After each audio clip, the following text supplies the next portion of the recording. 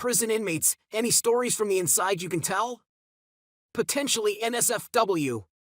Food was terrible. You weren't allowed to drink water, it was a red vitamin-enriched Kool-Aid. You don't get a toothbrush, you get a mint-flavored sponge on a lollipop stick. I was an intake, so it was probably different. They put on 2 TVs. One with Animal Planet and one with ND. Ironically or intentionally, they are both animal cops and some crime show respectively, went on. You spend 13 hours a day in lockdown, including sleep. They don't turn off the lights. They intentionally make it freezing in there, and when you're wearing a V-neck scrubs, it's not great. You walk around with your blanket. There's no beds per se, it's the doctor's office examination tables. No pillow either. Anybody want to know anything else? I spent 2 years in the brig while in the Marines. You'd think that a facility designed for housing people that are trained and ready to kill people would be a tough place, but no, it was pretty peaceful.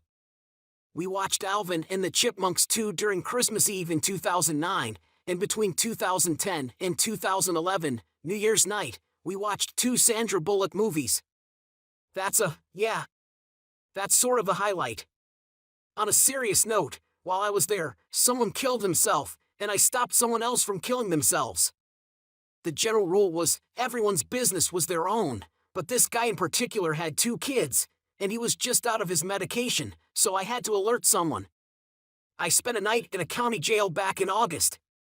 The cell configuration was 2 sleeping pods with 3 bunks each connected to a small congregate area with a table, television, and shower. It was lights out after 9 p.m. I believe, and the guards locked you into the sleeping pod. The shitter was in the sleeping pods, and when you shit, you placed a piece of paper up on the glass to signify shit in progress. So I enter the cell and introduce myself to the guys there. Jack has half his face blown off. He is looking through a TV program and circling shows he wants to watch with this other guy whom I forgot his name. I don't think he spoke any English. The other guy, Bill, is doing pull-ups on the shower rack. Bill and Jack give me pointers like where I'm sleeping and not to talk about anything incriminating near the loudspeaker because they tell me the cops will like to listen to new inmates for any additional details about the arrest. Generally, they're being helpful to me. Jack shows me pictures of him the night before his arrest. I'm fairly certain he got shot by the police in the face that night.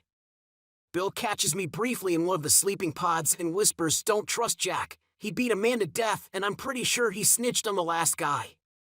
Okay. Then Jack 30 or so minutes later tells me the same damn thing about Bill, except Bill isn't for check fraud. Oh Jesus, I'm thinking, they're looking for me to draw sides when we're all practically on top of each other the entire day, not to mention I just got here. My buddy was locked up with me. We shared the pod with Jack that night. I knew my buddy snores insanely bad, and he approaches me and whispers, "Dude, I'm afraid I'm gonna get fucking shanked if I start snoring really bad tonight." Haha, he didn't sleep that night. I dunno, it was a pretty interesting experience. Luckily, I was able to post bail the next day, and while exiting I saw the rap board with a picture of every inmate and where they were staying. 90% of them were federal holdings, including Bill and Jack. I have never been to jail or prison, but when I was younger, I got sent to the psych ward. My parents caught me doing X with some friends, and they called the cops on me. I had no drugs on my person, but since I was so out of it, they took me to the hospital. I don't know why the nurses and doctors couldn't put together that I was acting strangely because of the drug I was on, but either way, they put me on a 72-hour watch, and I was off to the psych ward. Within a day, I was put on 3 different medications, ranging from antidepressants to antipsychotics. I don't know why they were so quick to medicate me, as I was very honest about being on MDMA upon arrival. It was rather scary, denying medications are not an option. Towards the end of my 72 hours, I was told that they wanted to keep me for a minimum of 2 more weeks. They were claiming that my medications needed to be regulated. I had to have myself and my parents sit down for a sort of trial showing that I was sane. I had proved myself, got to go home, and threw away the script for the medications that they recommended. I was only there for a short time, but there was one sort of cool thing that had happened there. My roommate, let's call him Chris, had been there for a few months or so. The other kids at the unit had told me that he has not spoken more than a few words to anyone, staff and patients.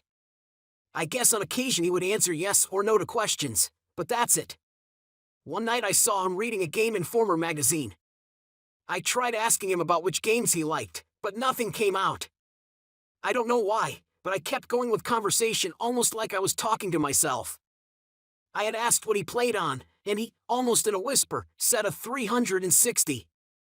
I kept asking various questions, and after an hour or so, we were in a full-blown conversation about games we like, how the PS3 is horrible, it was in its early stage at this point, and just random gaming shit. It was pretty cool. He ended up telling me that it's not like he doesn't like talking, but he said that he had some family problems, and he admitted that he has some problems and does need psychological help, but he said his biggest problem and the reason he stopped talking was that his family and friends always talk to him like he is a crazy person. He was really appreciative that someone, well, just talked to him like a sort of friend. I spent over 5 years in our state's maximum security prison. One day during my first month there, I went to walk from my cell on the 3rd tier down onto Flag. There's a landing area in the middle with sets of stairs on either side. In the landing I see 3 guys tussling, so I wait. One guy has a canteen bag in his hand. Canteen is where you buy toiletries and food in prison. You fill out an order sheet and a couple days later you go to another area and pick up your stuff. They issue these mesh nylon bags that you bring and fill up with your goods to carry back. The bags are surprisingly tough. Also, at that time, they still sold some food in cans, chili and a couple different kinds of veggies. So, the dude swings this canteen bag with what looked like can in it and the other guy goes down. The 2 scamper back off to a cell on the tier, and I didn't see where the guy who got hit went. I let a few minutes pass and head down.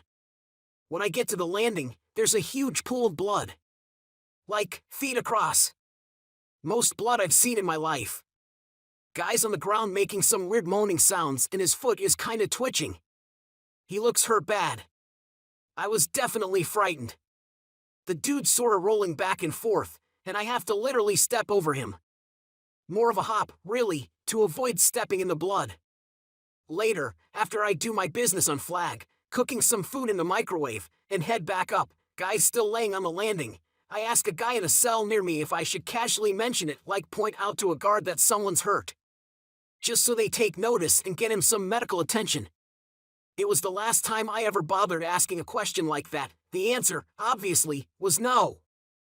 I got handfuls of stories from those 6 years. Can only speak for my uncle. He's a very big guy. One thing he told me was that 2 smaller guys came up to him and told him he has to work for them or they would kick his ass. I don't know how true it is, but he says he kicked both their asses. He also tells me he got into a couple of fights with the biggest black guy there. Segregation of races is normal and fighting happens often from what he tells me.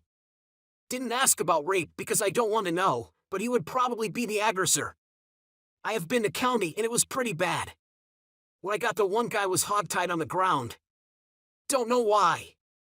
I also seen another guy get pretty fucked up by the guards. Maced him and whooped his ass till he got quiet. The reason was he was yelling crazy shit, maybe on drugs or just slow. When I was waiting to go to court, this guy next to me was on heroin, I think. He was out of it. His eyes stayed nearly closed and he reached down trying to pick spugs off another guy's shoe. Food was okay actually, and while you were being processed they strip search you in groups of 3. Bend over and cough.